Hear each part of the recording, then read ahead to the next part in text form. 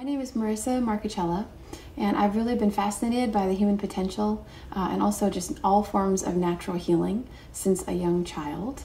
I had several serious autoimmune disorders as a little child, ranging in things from respiratory ailments to it's kind of like a version of a kidney failure.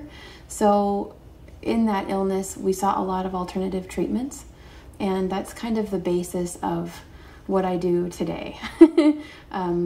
Looking at herbs, all kinds of forms of natural healing. So anything varying from herbs to traditional Chinese medicine to Ayurvedic medicine, aromatherapy, touch, for healing, and ultimately our nutrition and our mindset.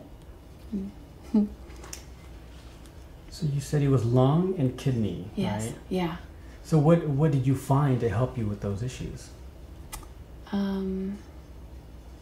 Well, honestly, I found, well, I guess I'll go back to the very beginning.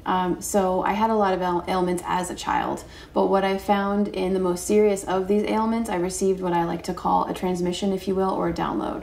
So I was in the hospital because of some serious side effects from prednisone. So I had medical complications that were almost lethal from prednisone, which is a very powerful steroid. And I was taking that to try to help my kidneys because they were having issues with creating proteins.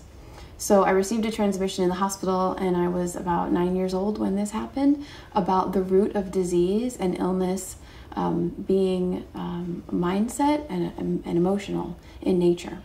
So I received this kind of packet, if you will, of information about how all of our disease is rooted in the mind first and also combined with the emotions before it becomes embodied into the body. So when I received this information, ironically, soon after that, I didn't have asthma anymore because I had very chronic asthma from maybe 2 years old. So I actually outgrew, if you will, my asthma. So that was the resolution to the lung issue, is I actually didn't have asthma anymore after that. When I started to make the connection with the lungs for me and my journey holding fear in the lungs. So once I could make that emotional connection, I was able to consciously release that from the body, if you will. What was the process exactly? Can you walk us through that? Sure. As a child, I find that things are a lot more simple than when we become adults. But for me, the unraveling process of this particular malady was just making that, it was kind of a mathematical equation for me at that time. Here I am, like 9 years old, and I'm seeing like A plus B is C. So thoughts and emotions and, this particular experience, I am embodying it in a way that is not serving my body as my temple, if you will. So I basically just, once I made that connection, it just kind of alleviated spontaneously.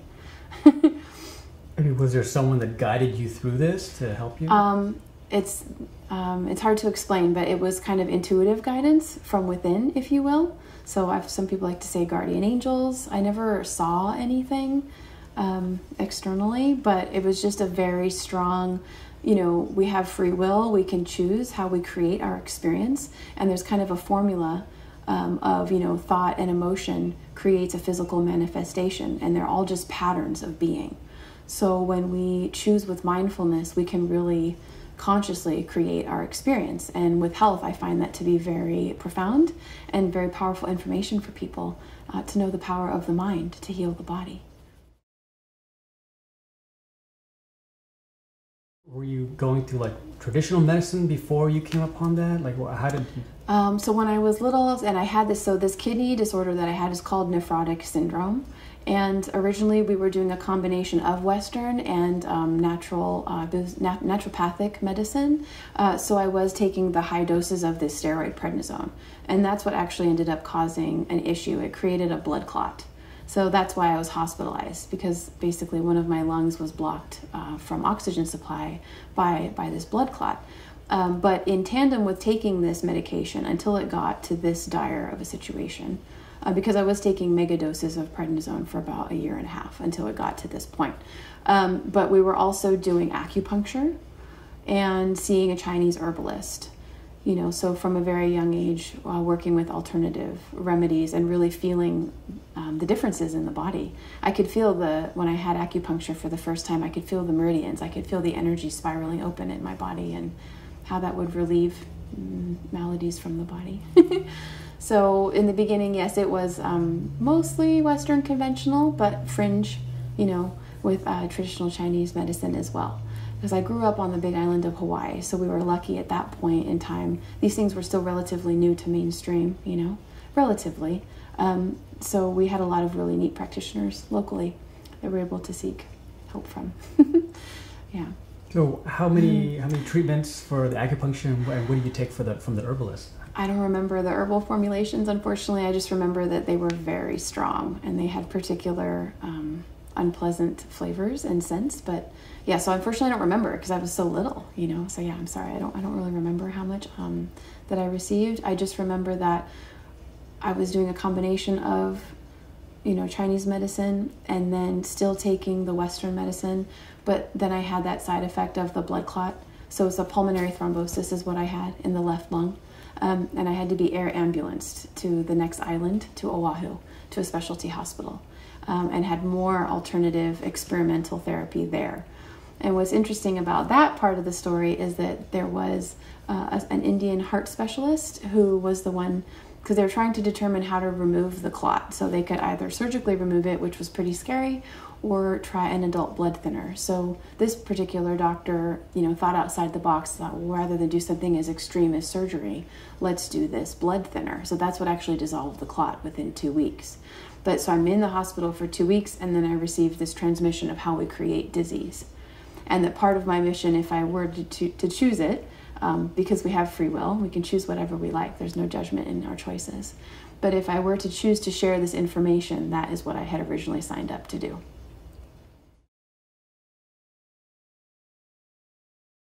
And then in terms of, you know, the transmission, can you describe that? And that happened when you're in the hospital? I was in the hospital and I was in my hospital bed.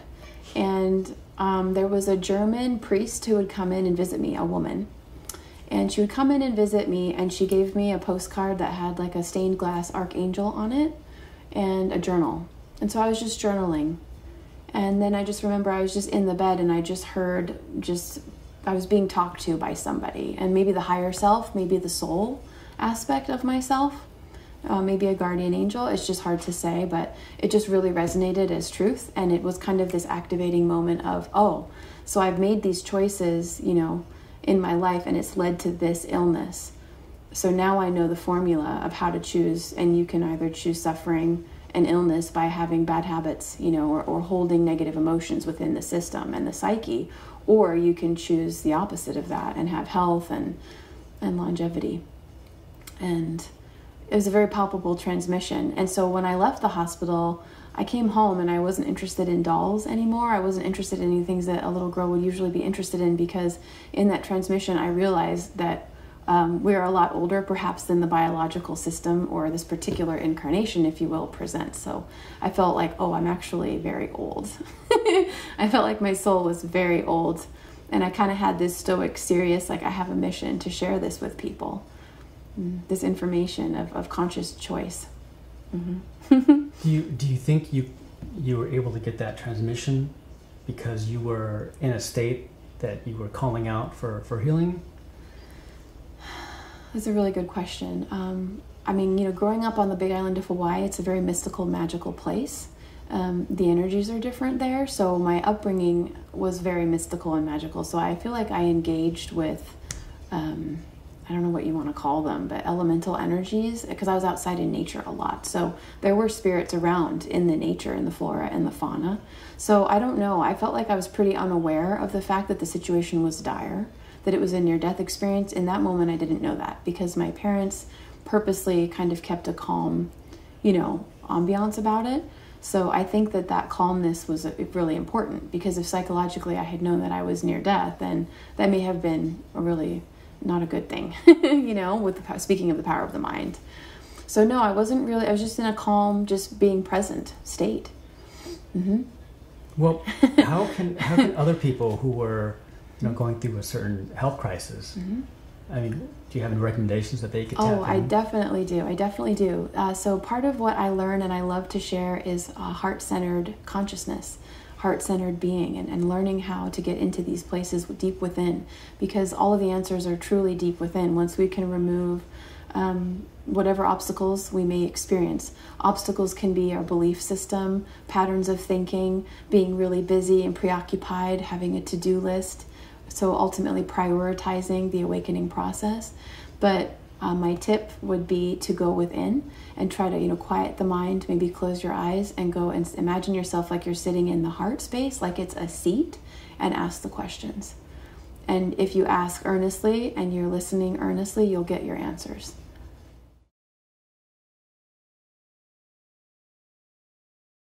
What if someone sits down and they're asking and nothing's happening? What do you recommend then?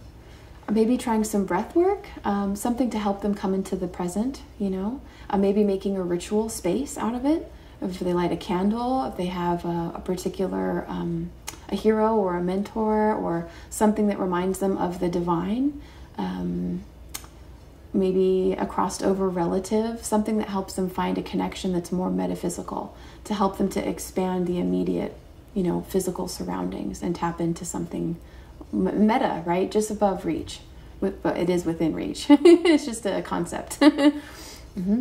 What about someone who's, their mind is always racing and it's hard for them to try to actually settle down and get into that state to ask earnestly? Like, what would you tell someone like that? So someone with an overactive mind, or just in general a fast mind, I would suggest different ways of finding what works for them in their lifestyle, of how to calm the mind. So one, if this person really needs maybe intensity in their life, in Ayurveda we call that pitta dosha. They need more activity and intensity. Maybe they could go for a run. Maybe they could do a yoga class, something to get out that excess energy. And then ideally that would help them to still their mind. Another thing that helps me if I have an overactive mind, with managing everything that we do in life, is to write down a list. So you're imagining, okay, everything in my mind, I'm writing it down on this list, and now it's there and on the list, so I don't have to hold it in my mind anymore. So in terms of people listening to their doctors and putting 100% complete trust and faith in their physician, mm-hmm. Do you recommend people stick to that, or should they also do research for themselves and look for alternatives? So I highly recommend discernment. I highly recommend taking it the name or a diagnosis with a grain of salt, and definitely take it seriously. But don't let it just completely, cause you to be crestfallen. There are many alternative remedies, therapies. There are so many things. So if you receive a diagnosis that can be alarming to you, take it as a warning, like, oh, okay, I need to make some changes in my life. And then you do your research. Do you need an integrative nutritionist? Do you need an Ayurvedic, counselor? Do you need traditional Chinese medicine, acupuncture? What do you need? Do you need cranial sacral therapy? There are like hundreds of different therapies that I could recommend. And we're really blessed to have so many incredible offerings here in the local community in the Cacao Valley. So my number one would be, don't lose hope. Don't be too discouraged. Just take it as, okay, I've received some data. Now I'm going to go and accrue my own data. And something I'd like to share with people is, when I was a little girl and I had my most serious autoimmune disorder, part of my recuperative process was actually taking oral chemotherapy. And at that time, I'm like between 8 and 9 years old, and they told me, oh, you won't be able to conceive. And to be honest, that didn't resonate with me for one moment. And my daughter is almost 10 years old. So there's one example of thinking, maybe, maybe not. Entertain, maybe, maybe not. When you get a definitive, oh, you've got 3 months, I know that can seem pretty scary, but maybe try to hold on to that maybe, maybe not, and do the research for yourself. The second example I'd like to give is when I was 19 years old, and I went to see, I think it was a gynecologist, and she told me that I had stage 3 cervical cancer. And I was like, okay. So I did cleansing, I did a lot of different protocols for that. And that would be unique to your own body, your age, whatever it is you're dealing with. There are so many options for you. And I went back, I didn't have cervical cancer. So, just to let people know that they're not always right. And even if they're quote unquote right in the diagnosis, you can always ask for a second opinion as well, and ultimately do your own research. I mean, we're so blessed to have the internet these days. We can do a lot of research, and we can find alternative practitioners that can help us alternatively find balance. Now, let's talk about, you mentioned you were pre-diabetic. Mm-hmm. What would you say to someone who's pre-diabetic or has diabetes, and what to do besides just listening to their doctor? Like, you have other alternatives? Like the first thing I would do is, continue doing what they're doing with their practitioner, because it's best to keep a stasis with what they have been doing. But the best way that they could start to make changes is in their diet, and really looking at cutting out simple carbohydrates. So many things that we eat convert to sugar. So rice, a lot of different carbs, different breads and grains, and trying to really start to cut back potatoes. It's incredible how many different vegetables and grains that we would include in the diet, in addition to processed foods, convert to simple sugars, these starchy foods. So the first thing I would say is if they could start to cut those things out and replace them with healthier alternatives. So maybe instead of having rice, try quinoa if they like that kind of thing, or try amaranth. There are a lot of grains that have more complex structure and have incredible minerals and protein, amino acid structures. So they'll feel amazing. They'll have lasting energy by cutting out those things and switching it, converting it with something else. So that would be my first recommendation, is let's remove anything processed from your diet, and let's look at your diet.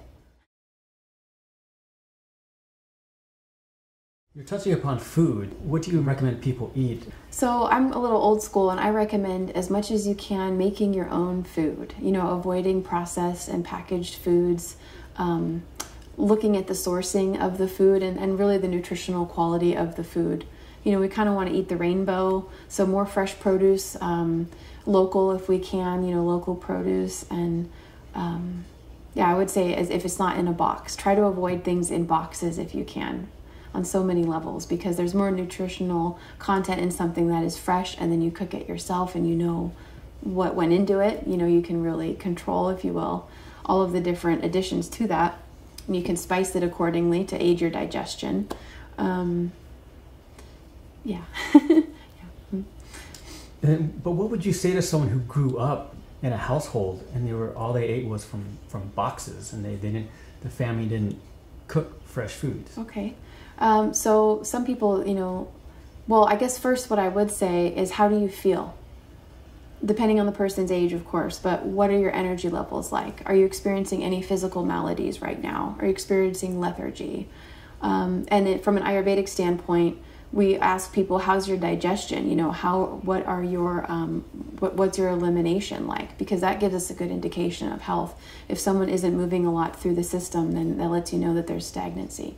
So I would begin by asking questions of, how do you feel first? Do you feel alive? Do you feel vibrant? Do you have pain? Those would be my first questions. The next thing I would ask is, what do you feel about cooking? Do you have time to cook? If not, there are a lot of great natural food stores around, that have great options for us. We're really blessed, especially in America. And my next question would be, how do you feel about cooking? Would you want to cook? Do you feel inspired? Here are some great resources of people that are really making it simple. And I would share resources so that if they were new to cooking, it didn't feel, intimidating, or didn't feel like it would take too much time, because there's a solution for every lifestyle. We just have to be creative, and we have to have an open mind, and an earnest desire to improve our livelihood. Yeah. What about someone who lives in a city or a county or state that doesn't have a lot of healthy options? In that instance, I would recommend maybe a delivery system like Amazon or Vitacost. These are all great online retailers where they could get affordable, or Thrive Market. You can get some pretty incredible, even for like a membership. And some of them, like Thrive Market, they even have a program to assist families that do need financial assistance in being able to afford quality food items. So I guess that would be a recommendation.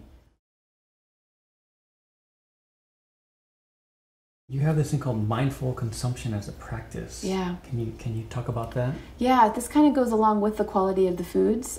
So in France and people who are in the wine industry, vintners, they have this concept of terroir. And what that is it's the quality of the soil and how that impacts the final product, whether that be wine, whether, that's our food, our produce. So the first thing I would have people start to think about is their produce, the quality of their produce. Where is it coming from? Because the nutrition of the soil lets us know the end product that we will be consuming. So that would be a really important thing and even if, let's say, if you want to buy a pre-made item, look at the label, try to do your research and find out where are certain ingredients coming from and what are the practices of the organization. Are they conscientious of sustainability? I mean, we even have large corporations like, I'm trying to think right now, like Nabisco, I believe. They are now finally seeing that if they want to keep producing, as a mega corporation, they need to start paying attention to the soil composition. So there are General Mills, there are a lot of now, thankfully, larger corporations that are taking more consideration into the quality of the soil because it affects the quality of the crops, which then affects the quality of our health, as a consumer. So conscious consumer, I think, is really taking into account the sourcing of our ingredients, the sustainability of their production. It's like a whole new modern take on globalization. How are things being transported? What are the practices for the labor involved in this? Just to be sure that things are high integrity. Yeah.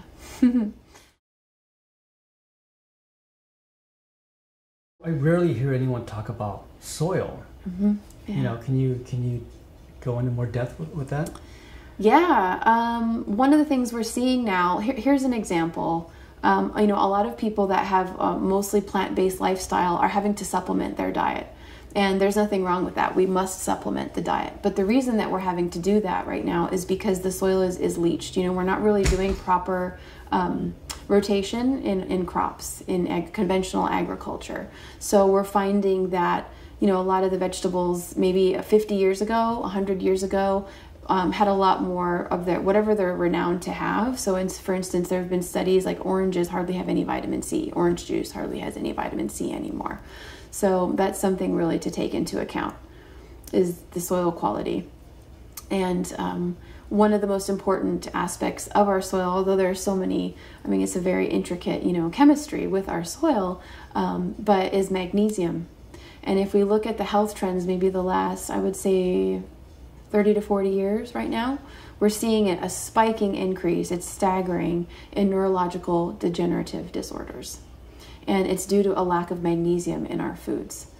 So along with supplementation and food and getting the nutrients that we require at a cellular level, is that concept of trying to get as much nutrition as we can from our food, but also looking at the sourcing of the food and knowing, okay, well, if this is coming from this particular region, let's say in the Corn Belt, where the practices have been a certain way for so long, then we're going to need to supplement. So when we are supplementing, I highly recommend herbs, powders. We've got all these fabulous freeze-dried powders nowadays, superfood concentrated powders, as opposed to capsules if you can, because it's easier to metabolize. So teas and juices and so, yeah, as close to nature as we possibly can when we supplement.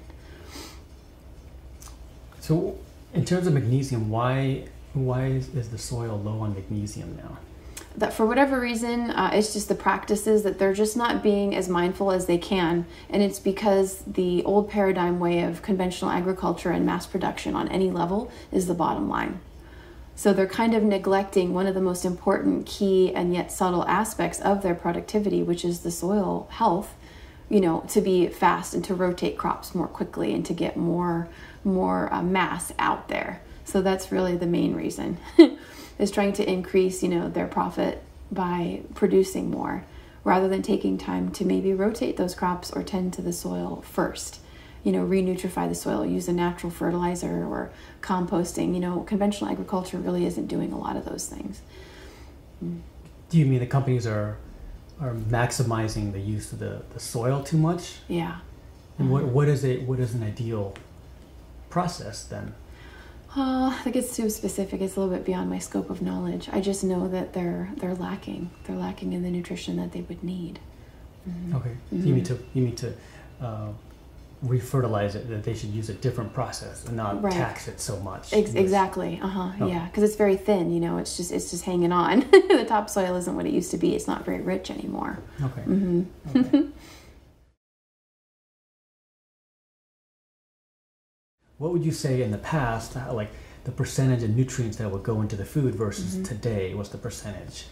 I mean, this is just a guess. So this isn't based on any facts, but just from my research, I'm going to say that it's probably like a 50% reduction you know, 70% reduction in the nutritional value of fresh produce, which can be very disappointing to a lot of people because, you know, they're going to the grocery store and they're buying things to juice, but they still need to add more to that juice.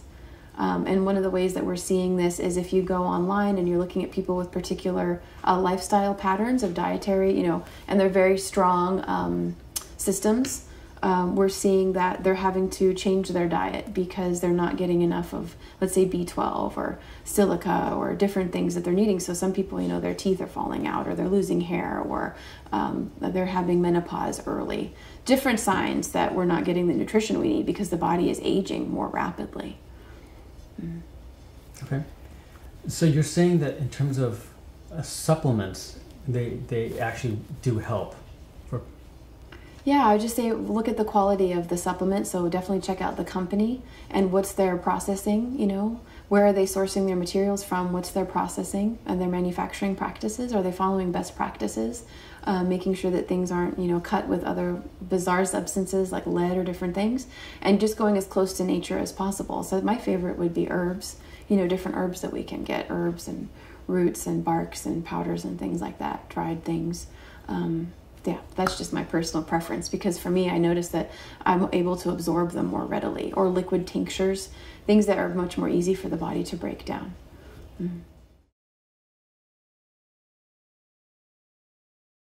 What would you say to someone who has heard from other people, they say, oh, supplements, those are like pseudo pharmaceuticals, they don't really work, and you know, why is there perception out there? I think that that's definitely founded on some truth based on the quality and the integrity of the practices of various companies. Because I've been told that there are certain companies where you go and if you were to do a test on their iron supplement, it's essentially like they're just pulverizing granite and putting it in a capsule. So I think that there is some legitimate basis for that skepticism. And I think healthy skepticism is great. And I think just the best thing is to do your research. You know, learn about the company culture. Who's like a great example would be Dave Sandoval of Purium. I mean, he's an incredible person and it has incredible product line of supplements that are all food-based. You know, that would be one example. There are many great companies. Health Force, you know, out of San Diego. Those are just the ones that immediately come to mind, but these are all powders, you know. They're powders that you can take. So I would just look at the quality and it's not always price related, you know. But definitely do your research is what I would say. I think it's very good to be skeptical and have an awareness and also not pigeonhole all, you know, categories of, let's say, supplements or some kind of food into one space. Know that there is a variance in people that do care. They do care very much. And a lot of them are bringing ancient practices into the modern, you know, time of formulas or different sourcing, things like that. Okay, so it sounds like is this correct to say your take on herbs and supplements is kind of like depends on the company, because you could have companies that are pharmaceuticals. Sometimes they have products that don't work so well, and then it's the same in the herb and supplement space. Sometimes they have products that don't work so well either. So right. It depends on the company, you're saying. It really does. And also I'm really, you know, as an independent researcher, I'm really interested in the science behind it, because there are a lot of companies that will tout like, oh, you know, we have, you know, 1,500 milligrams of CBD. And I'm wondering, well, how are they creating that? You know, what's the scope of their process? I really believe that we are in a beautiful modern era, but we do have ancient bodies. Our organ systems are simple. They like simple. They're not a processing plant. So, you know, a company could have fabulous technology and boast of this, but is it really deliverable? Is it really absorbable?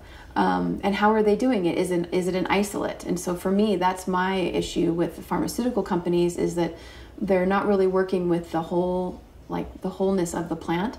And by isolating and then magnetizing the properties of one component of the plant, that's where we're seeing these issues in, side effects. Whereas if we're using the whole plant, it's a unique system. It's a very complex chemistry of delivery and absorbability and all of this, and we're not seeing as many side effects. Oh, you're saying the pharmaceutical companies are just taking a small snippet from an herb or a plant. And that's why side effects come out as a result. Indeed. So for instance, like salicylic acid, which is where we get aspirin from, it's coming from white willow bark. So if we were to just make a tea with white willow bark to manage our pain, we're getting a much more minimal dose of the aspirin, and then we wouldn't see these issues with the liver, you know, because they're concentrating that isolate. So it's a little bit too strong, you know, if that makes any sense. It's like nature versus technology. There's a great symbiosis that we can do. We want to kind of go in the middle. So you're saying, yeah, use the whole plant or herb then instead of... You'll find a lot less, you know, the body can work with that. It's a perfect delivery system. It's almost kind of like drinking orange juice versus eating an orange. Exactly. Can you talk about that? Well, sure. So if you're going to eat an orange, it's fresh and it hasn't been pasteurized. So that's the other thing. So, you know, with discernment, we really need to think about, again, I'm always going to bring it back to what are the practices? How are we receiving this end product? Because orange juice usually is pasteurized. So, you know, the pasteurization process can actually remove the nutrition from the product. So it still tastes great and it can be refreshing, but are the enzymes gone now? You know, the medicine of that food is now gone. So that's something to think about, just something to inquire.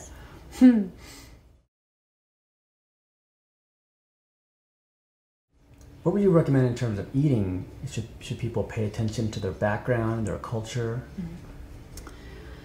So that's a great question. We really want to look at the whole picture. So we want to look at the person's culture. We want to look at their age, their current health, also the environment in which they live, the strength of their digestion currently, and if they're having any physical maladies currently. So these are all questions that I would take into account. You know, when someone has questions about their diet, I would ask them, well, what's your diet like right now? What do you have for breakfast? Do you have breakfast? Are you skipping meals? So I would ask them all of those questions first to really try to get an overall picture of their intake before I would give them advice, to make sure that I really could help them. Yeah. Is there a food guideline that you recommend for people? Oh boy. And just like a number of number of meals per day or something like that. That's at least just to have enough nutrition for the body. Okay. So it's definitely really important to have a nutritious breakfast. It's good to have, if you can, your largest meal during the high peak of sun in the afternoon, because the sun is the strongest, so our digestion is the strongest. And then it would be nice to have a lighter meal, you know, in the early evening. So if possible, it's best not to eat maybe after 6 p.m. because that all impacts our digestion. And as we're sleeping, all of the different organ systems are regulating and doing their job to rebuild, you know, tissues and all of these things. So that would be like my most general basic guideline, is make sure that you have a routine of when you're eating your meals and try to take into consideration the different times of day. What would you say about the fad diets that come up? Like it's like, okay, so it's stop eating gluten, or stop eating carbs, or stop eating this and that. What do you recommend? So again, you know, I'm really big on personal empowerment and discernment and doing your own research. But the essence of this is people want a solution, and I have to be completely frank and say that the solution isn't instantaneous. You know, there is no magic pill that's going to solve everything. It's really a practice. It's really a commitment to yourself and to your health. So that would be my first, biggest opinion on this, you know, is to look at what are your goals, and let's build measurable, attainable steps, and also know that this is a process and that it's not just, you know, a straight up and down. It could be like this, and that's okay, because this is a journey of health and healing, and it's a process. So that's my best answer for that one. Yeah. Okay. Why do you think those kind of diets come up, though? I think they come up because people want a fast solution, but they're not looking long term.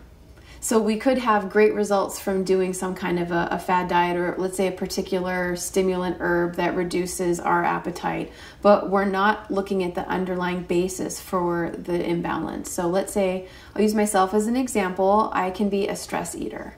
I can be an emotional eater, and I know this about myself, and I own this about myself. So then I have to take a step back and see, well, you know, there are fad diets, if you will, that offer, you know, certain benefits, but it's not a long-term we're not going to make anything a gain in the long run, because we're kind of cheating ourselves. We're doing a shortcut, and shortcuts never work. So it really appeals to our ego and our desire to improve on a fast track, but that's not real. That's based on an illusion. And I think that's why these things are popular, because many things that we see in the mainstream are truly based on an illusion. That if you do this, you're going to attain this, without looking at, the underlying, maybe, the psychology of something. So for me, back to me being, a stress eater, and I can be an emotional eater and go for the easy things. I have to stop in that moment and say, oh, I'm stressed. Okay, so what could I do to alleviate this stress? What could I do to set myself up for success? And how am I going to feel if I, eat that item that appeals to me emotionally and maybe appeals to my palate? But what if it's going to give me a stomach ache later, or make me nauseous later, or just make me feel bad emotionally later?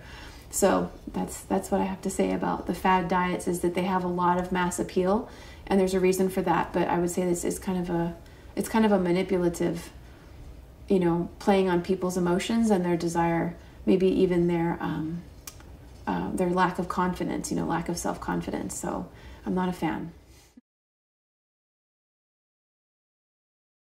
What would you say to someone who has an addiction to a certain type of food, whether it's like fats, salt, sugar, fried foods, right? And they want to change that?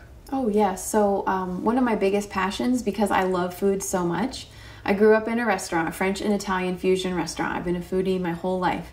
So one of my passions is looking at what are our favorite foods, even if, let's say, it's an emotional connection, when we were little, and how can we have a healthier form of that? Because it exists. So if you love, if you're craving fats, if you're craving sugars, there are many reasons behind that. It could be psychological, where you're just wanting, maybe you're reminiscing, or you're just wanting that comfort food. It could also be hormonal. So if women are on their cycle, there's a reason that we're craving sugars and fats, is because of the different metabolic processes that we're experiencing at that time.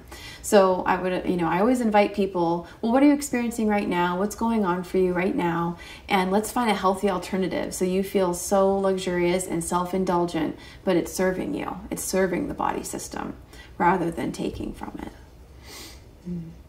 Oh, so you're not a believer in just restricting those type of foods. You actually say you embrace them, but just find a healthier option. Definitely. I think the new paradigm of health is not deprivation. It is allowance, but it is a mindful allowance. So, let's say we love fats and we love fried foods. Well, we could try to replicate those things in a different way, in a healthier way. So we could bake that food item instead of fry it, and we could also maybe change the oils that we're using. So what kind of oils are we using when we're cooking?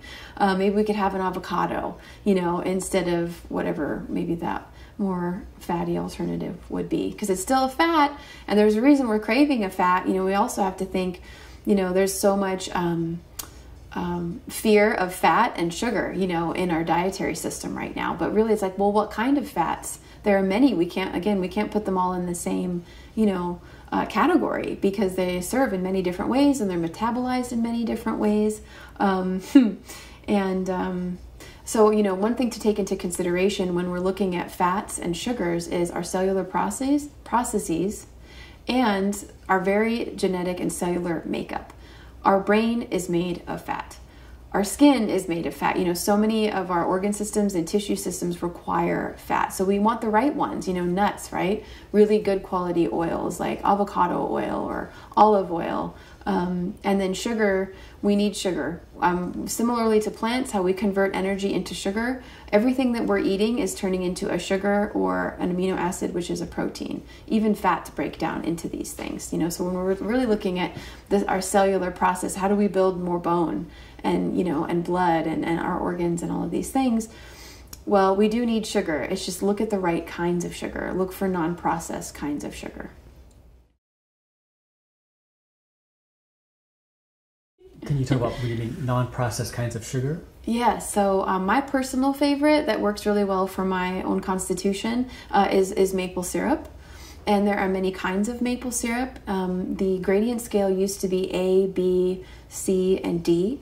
And what that meant was filtration. So As you get closer to D, it would be less and less filtration of the maple syrup as it's being made, which means more trace minerals and vital elements. So now they've changed it. So just so you know, the FDA has changed the gradient scale. So you want to look at dark. You want to look for darkness in your maple syrup because it's letting you know that there's more of all the goodies like zinc and manganese and there's a lot of fiber in maple syrup. So one of the main reasons why I'm such a fan of it is because it's very minimally processed. I mean, I have an article about it actually on my website about why maple syrup is our favorite. But essentially, you know, we're taking the sap from a tree and then they're boiling it and then they're putting it through a filter and then they're bottling it. So it's like the most minimal process, you know, and it's just a whole foods sugar as well. There's a lot of fiber in it. So the way that we metabolize it is entirely different and it's actually a low glycemic sugar. So it's a great sweetener. We use it for everything, everything that we make. And in terms of sugars, because you know, going back to the drinking a fruit or eating a fruit, you know, what do you recommend that? You know, especially when people are raising their kids and they're smaller and they're getting a large dose of sugar from juice. Okay. So I would definitely recommend the fresh produce over anything else. So really encouraging our children to have berries and, you know, fresh fruits. They cut them up. I mean, they're beautiful. They look like jewels, you know. So for those of us who have children, we're trying to get healthier foods to appeal to them. We can kind of, you know, have fun with the colors. And that's how I raised my daughter was, okay, we're going to eat the rainbow today.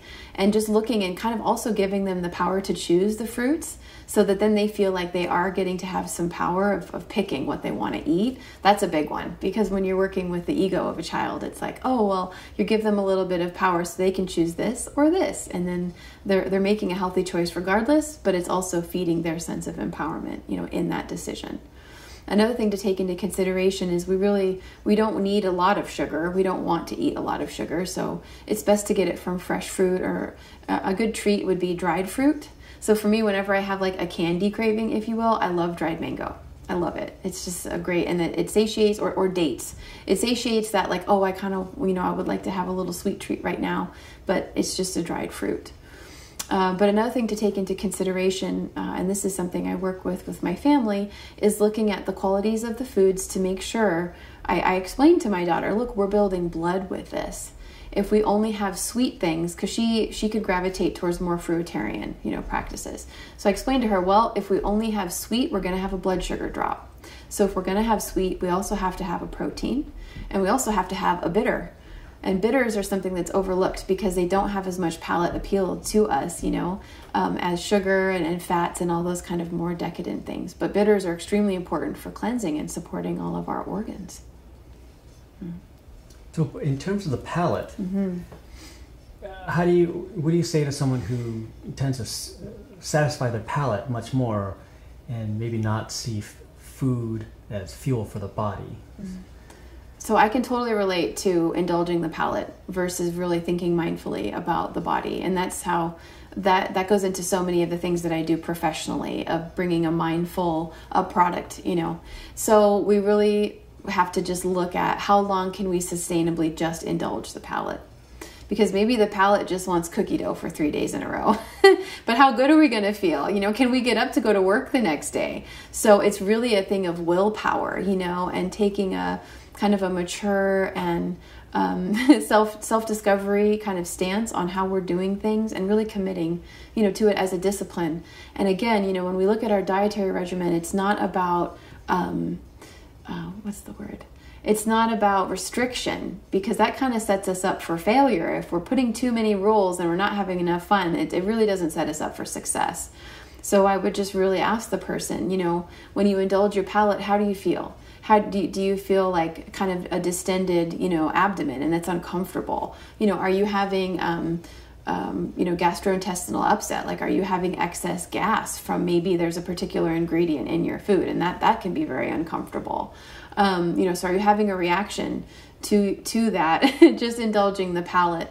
So it's emotional and a physical, and obviously we know what's best, and then if we don't do what's best, we could beat ourselves up for that, and that's not fun, you know. So I really invite people to try to, you know, choose for themselves what's going to make me feel better in the long run, and really start to think long term.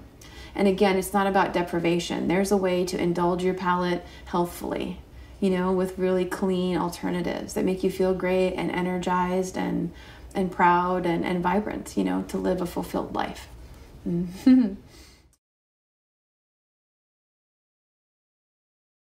Right now, I believe the statistics of people in this country who are overweight is around 30 to 35%. I'm sorry, it was close to 70%, and then obesity is about 30 to 35%. What do you feel is the cause of all this, and how do you feel we can turn it around?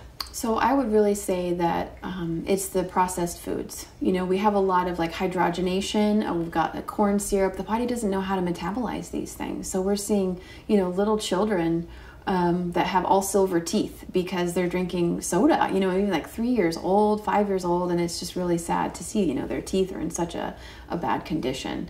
So I would say it's really the quality. Again, I always bring it back to the quality of the food, the sourcing of it, the manufacturing practices. Is it a processed food? Because I've said from day one, when I talk to people about health, your body is not a processing plant, so you really want to treat it mindfully with what you're putting within, because the liver and the kidneys, which are our filtration systems, can only handle so much.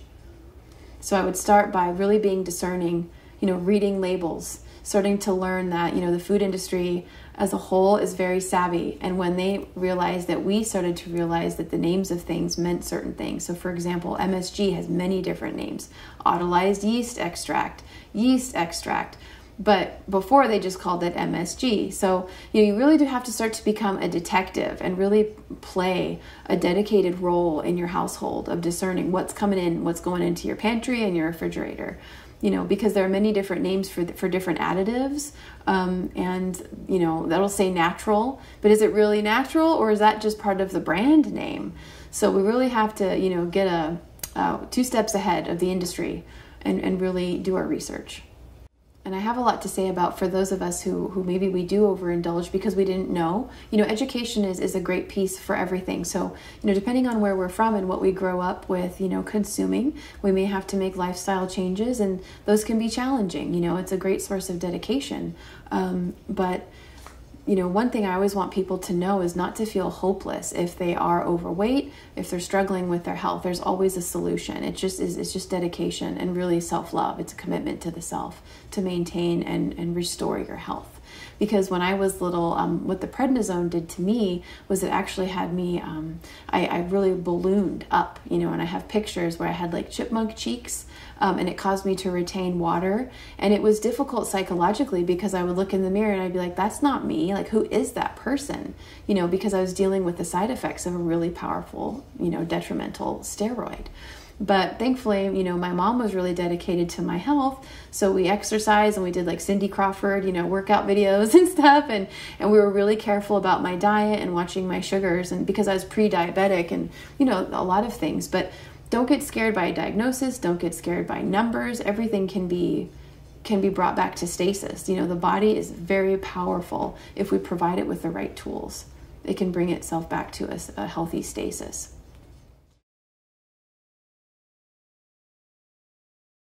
Now, in terms of, you mentioned soda, kids drinking soda at a young age and their teeth being silver, what would you recommend how they could break away from soda addiction or lessen the amount of soda that they drink? To start with, there are great natural alternatives. So I would say go to, find your natural food store in your community. If you don't have a natural food store, definitely look online. There are a lot of great natural soda alternatives, and a lot of them are using sweeteners that are less processed. That would be a healthier alternative than a lot of the more processed sweeteners that we see. So you want to avoid things like aspartame, for example. But that would be the first step is, maybe it's too hard to quit cold turkey. It would be in your best interest if you could, and maybe replace it even with lovely fruit juices. Some people, they'll put cucumber slices and berries in their water. And I've seen that be a very successful way of converting someone, off of soda. And that might be helpful with children. But it just kind of depends on, how strong is the addiction, because processed sugars are very strong. You can liken it to like cocaine or something where the system has a dependency on it at a certain point. So you really want to have compassion when you're making, these smarter decisions for your health and investing in your health. Do it gradually so you can support yourself.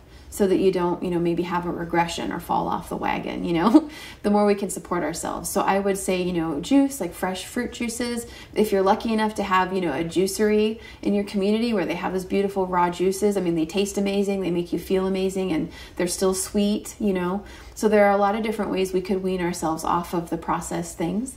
So you could trade, a healthier soda, like there's Virgil's, or I think it's Zevia. I think it's a soda made with stevia. So there are a lot of healthier alternatives, and ideally the best thing would be to eventually just cut them out entirely. Mm-hmm. Well, how dangerous is soda then? Well, it's hard to quantify that. I mean, if we just look at, I guess a great way to describe the differences is like I know so many people, and you can look online and research different people say, I quit drinking soda. I was drinking, however many sodas a day. And these poor people have like a huge, a gut, and that like fat deposit there is a very dangerous sign. It could be like a precancerous thing. So people will show these before and after photos of I quit drinking soda, and look how different my stomach looks. They have like a flat stomach. They don't have kind of more of that kind of pot belly, or excess fat in that region. So that's just a testament to how much it really impacts our health and our vitality, is by people just taking soda out of their diet. They may actually even be doing something like still smoking, still eating processed foods, still going to the fast food places, but they cut out the soda, and it's greatly already impacted their weight. What I love about Ayurveda is it's kind of more an intuitive concept of what we need in the moment, what we need in whatever stage of life we're in. So if we're a child, we have different dietary needs than when we are an adolescent, and then a young adult, and then an adult, and then a middle-aged person, and then an elderly person. Our dietary needs are going to change. And along with those cycles, so are the seasons, our environment. So depending on what activities we're partaking in, the levels of activity or stress in our life, the rigor that is demanded upon us, and the seasons that we're in, this all affects diet. So I really like to say I'm an intuitive qualitarian. So I go with, what is the body needing, and what feels right, what is the body, you'll start to crave things, and yeah. But in terms of seasons, like, Mm-hmm. it's rare that people will talk about eating things for the season. Yeah. So what do you recommend? Let's go through each of the seasons. What would you recommend? Great. So in Ayurveda, they're very keen on looking at the cycles. We have cycles within cycles within cycles. So in the seasons, we want to look at what are the qualities of the season. So in summer, particularly here in California, we are in a desert. So we have dry, we have hot, sometimes we may have windy. So we want to go with cooling and moisturizing foods to counteract that. So if it's hot outside and we're eating, spicy food, it's going to create a lot of internal heat within, which could adversely affect the digestive system and even our temperament. If there's too much heat within, we could be very agitated. So that would be the summer, since we're in that right now. So you want to have cooling foods, you want to have coconut water, replenish your electrolytes naturally. Raw coconut water is a great way to do that. You could also do a natural, what do you call it? Gatorade at home with lemon and like a good sea salt, in a glass of water. You're replacing your electrolytes. So you want to think, what is the environment demanding of my system, and how can I balance that? How can I counteract that? And you'll find that then you don't get dehydrated, or you don't have headaches, which is a sign of dehydration. So that's the summer.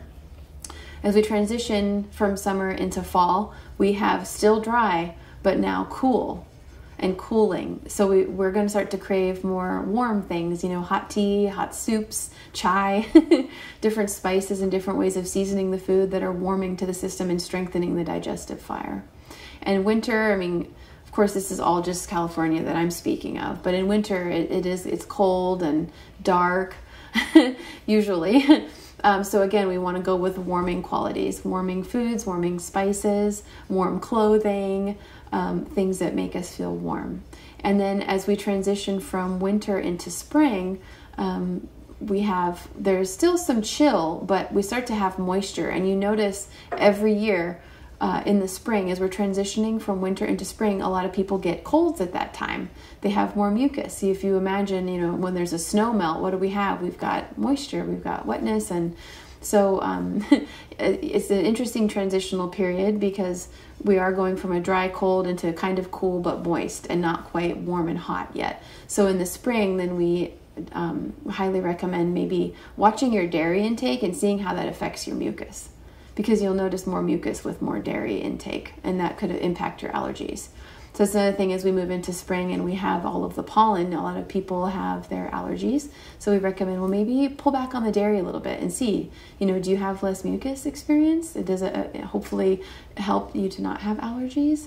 So those are some recommendations for the seasons. Just looking at what is the quality, is it dry or moist or cold or hot? And then thinking of what are practices and foods that we could be doing to counteract what we're experiencing in the environment. Ayurveda is a sister science to yoga, and it translates to the science of life. And it's kind of hard to be succinct with the concept of Ayurveda because it's very vast and deep. Just like, Chinese medicine, it goes very intricately into the nature of the universe, our bodies, everything that we're eating, the environment. So the most succinct way for me to try to give people a reference point for the study of Ayurveda is essentially we're breaking everything down in our experience into its elemental makeup. So all of us are made up of a combination of elements, right? And so is our food. And for instance, we're getting into summer now. That impacts our experience. So looking at everything in our life and kind of using that as a tool of navigation of, oh, well, there's a lot of fire in my life right now. It's hot outside. I'm stressed out at work. So just to try to help to quantify what is Ayurveda. So essentially, we're using this elemental formula of everything that we need: food, our physical care, our sleep cycles, our lifestyle, our exercise, herbs even, using this elemental formula to look and see if there's imbalance. And that's really the idea of Ayurveda, is finding balance from the imbalance, because they say, one of the main tenets of Ayurveda is that if we have balance within, then there is no disease present. And disease could be anything from a physical manifestation of a serious ailment, a physical ailment, to just stress in the mind, and how that impacts us. But the fun story about how I got into Ayurveda was that Indian heart specialist in the hospital. When I met that man, and he stood at the foot of my bed, it activated, maybe if you want to say, a past life memory of being a medicine person in India. So that was my activation of remembering being a yogi, maybe an ascetic, perhaps an Ayurvedic doctor in another time in India. So it's interesting how we have these cycles in life, and we don't know how they're significant until maybe even decades later. But I actually got into Ayurveda because it just really resonated with me of there's no dogma. You're looking at balancing elemental qualities within, and you're measuring that through the mental state, the emotional state, the physical state, how much energy do we have. So that's a little bit about the vast world of Ayurveda. Yeah. Well, how is Ayurveda used to balance a person who's out of balance?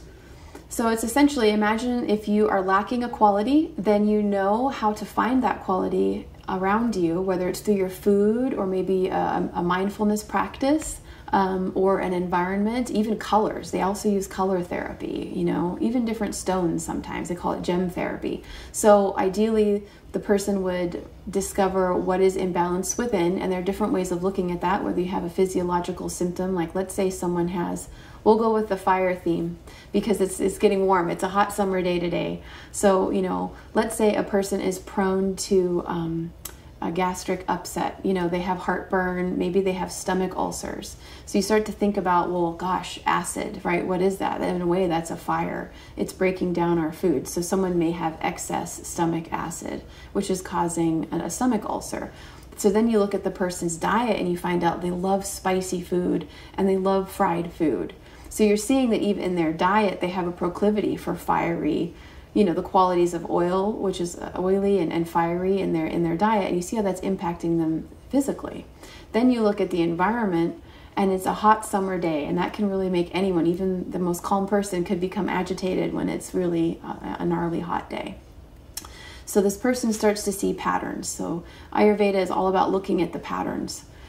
And so then they could see, oh my gosh, well, there's a lot of heat in my life, so I'm going to change my diet. I'm going to go, maybe I'm going to have some more cucumber in my diet. whether it's a cucumber juice or a cucumber salad. And I'm going to start to abstain from fried foods, and I'm going to go towards more cooling foods, maybe even more alkaline foods. And yeah, that's all I can think of for that. Hopefully that summarizes it.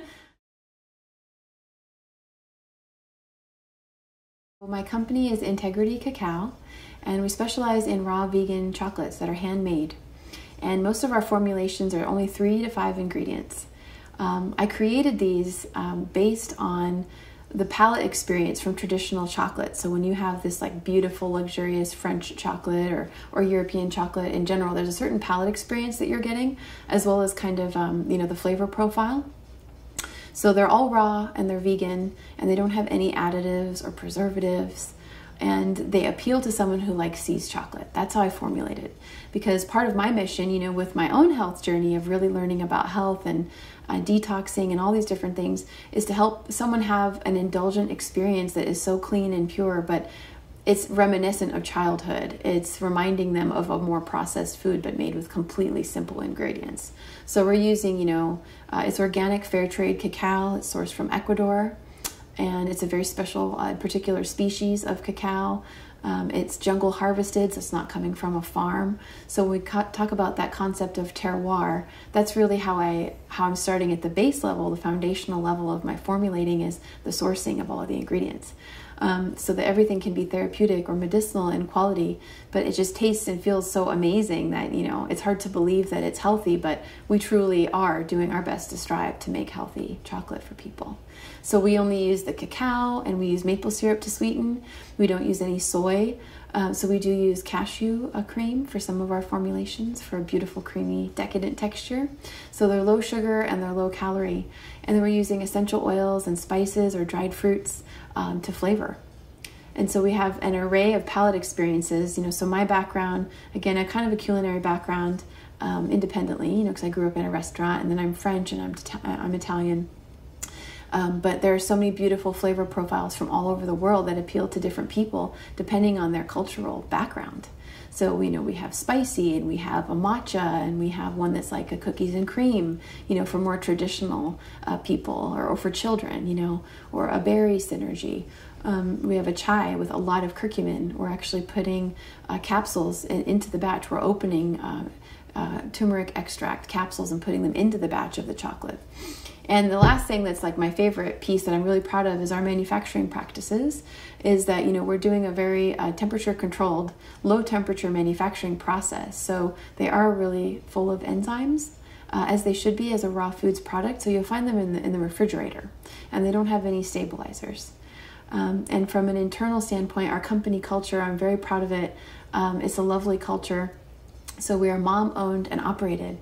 So I hire other single mothers in the community and teach them business and healthy lifestyle practices, and share mindfulness practices with them, and women's mysteries. So, a lot of us are coming from maybe an original story of tragedy and hardship, and alchemizing that into our potential.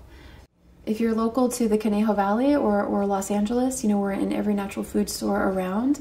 And if you're local to California in general, or the West Coast in general, we do have really an incredible delivery shipment program that we work with. It's a Golden State overnight, so we can get you your chocolates the very next day, and it's temperature controlled. So even in summer, we can guarantee the structural integrity of our products.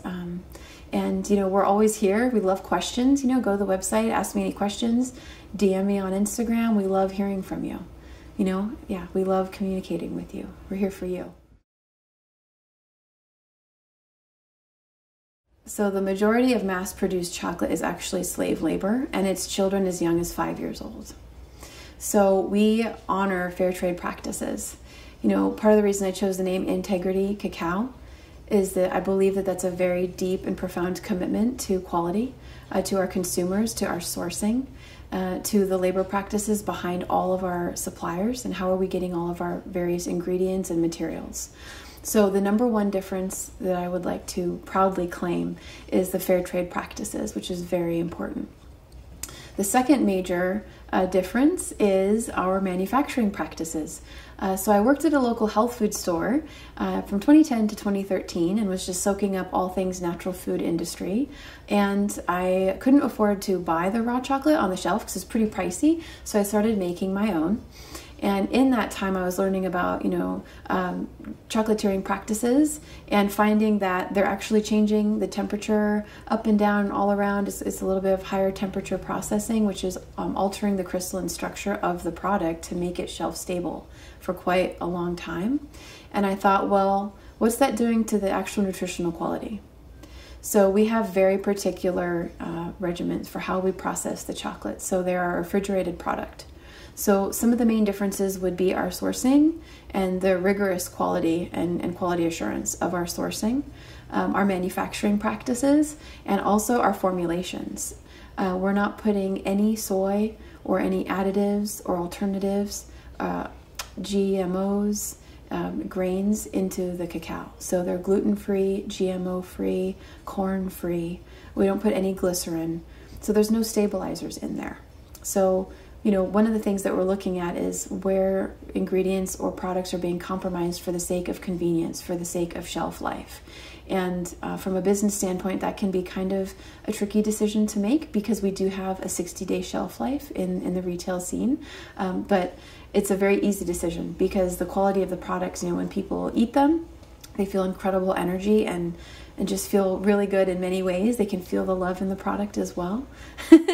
So the main differences would be our sourcing, our manufacturing processes, and our formulations. All of the flavors in the products are coming from, organic essential oils with no additives, dried fruit, so like berry powders, different supplements like the turmeric capsules. They come from a company called Organic India, and various things. So everything is real. We don't use anything synthetic. And another thing that's really important is the quality of who we're sourcing from.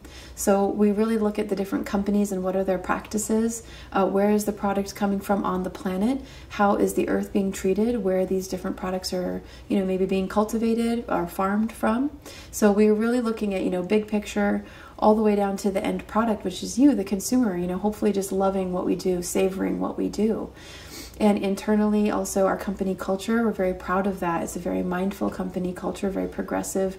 We want to be completely transparent with our culture and our practices. So we really love feedback and engaging with our customers and educating them, on the differences.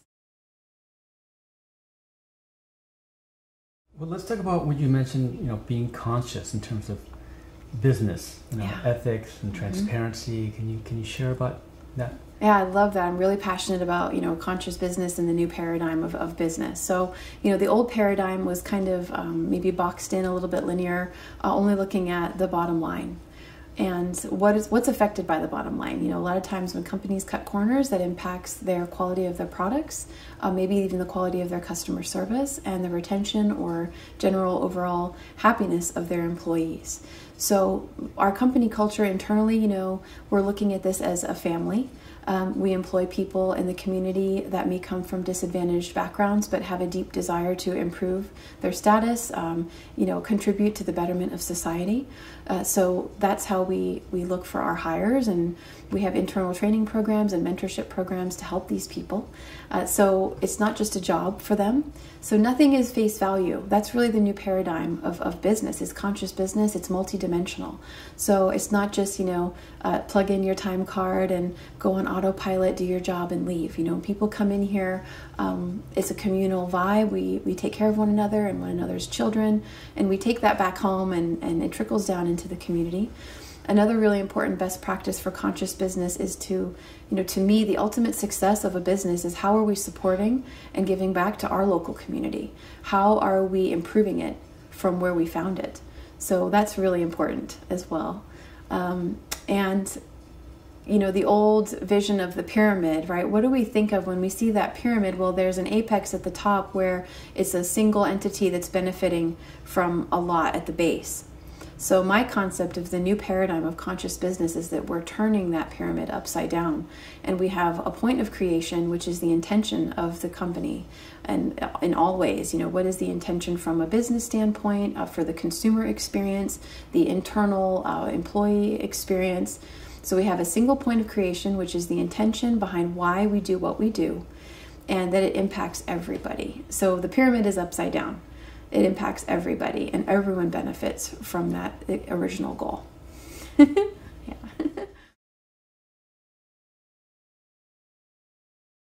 And can you talk about the process of how you make your chocolate? I don't know, because it's secret. Yeah. Actually, I can a little bit. Yeah. So without like divulging trade secrets or anything like that. Environment is everything. Vibration is everything. Intention is everything. Emotion is everything. So when me and the girls get together in the kitchen, we set an intention for the day together. We come together, we talk about what's going on in everyone's lives so that we can truly kind of, we're debriefing before we get into this conscious setting of creating the product, because we really believe that where we are in the mind and in the emotions impacts the actual product itself and the experience of the consumer itself. And so if you've ever seen that movie like Water for Chocolate or the movie Chocolat, the impressions of the people as they're making the product is going into that product, and then the people that are consuming it are benefiting from that. So we're very mindful of being in a very, if you will, a high vibe. We play music, we dance, we joke, we laugh, we share stories, and we support one another, and just generally it's a communal good vibe feeling all around, because it's hard work. It's very physical labor when we're manufacturing. We're hand pouring, we're hand wrapping, and then packing. So it's a very rigorous, and it's a long day. So, we really make sure to make it fun, because it really seems to impact the end result of all of our hard work. And then our sales force, another way that we operate is we don't believe in selling, we believe in sharing. We believe in sharing our passion and our love and education. And if it appeals to someone, great, that's wonderful. And if it doesn't, that's great too, because there's something for everybody. So those are some of the ways that we operate. We're just very passionate about what we do, and honest, and just love to share and educate and inspire. And the next level of our goals with the business, as we continue to grow, is to then get into the charity portion. So we're really looking to get to that place where we can sustainably contribute percentages to environmental charities, and also women and children charities to give back.